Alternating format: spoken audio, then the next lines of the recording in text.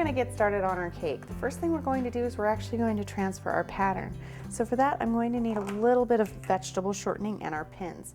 All I want to do is put some shortening just in a couple places on the back of my pattern. And all this is going to do is kind of ensure that it's not going to slide around on me once I start marking it.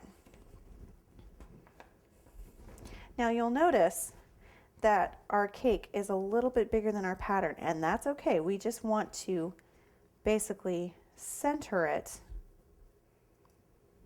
on our cake. And if you get a little too much Crisco or vegetable shortening, that's okay. Just wipe it off with your fingers. You just want to make sure it's sticking and it's nice and centered and it's nice and straight. There we go. And that's not going to move anywhere.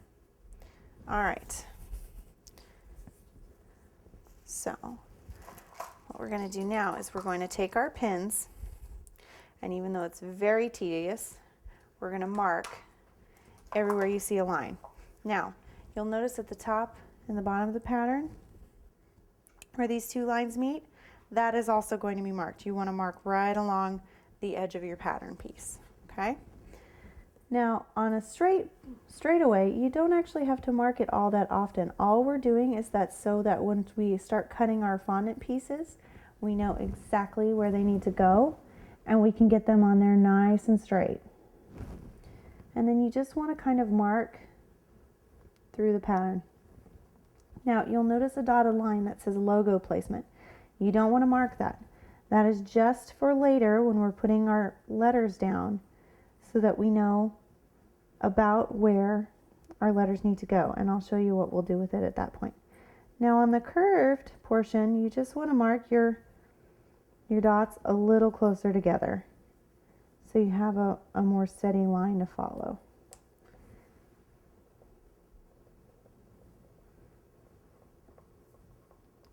And this is pretty quick.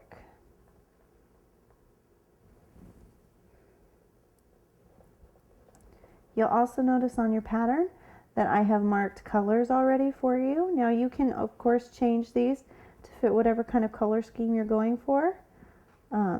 I made mine pretty traditional Valentine's Day colors, pink and red and white. So once you're done marking it, go ahead and just peel your pattern piece off. Anywhere you have a little bit of extra shortening, you can just kind of either rub that in or wipe it off. And you'll notice how you have your outlines. Now don't worry if they're kind of hard to see, that they're really not there for you to trace. They're just there for when it comes time to place your other pieces of fondant. So what we're going to do now is we're actually going to start systematically taking our pattern apart and using it to cut our pattern pieces.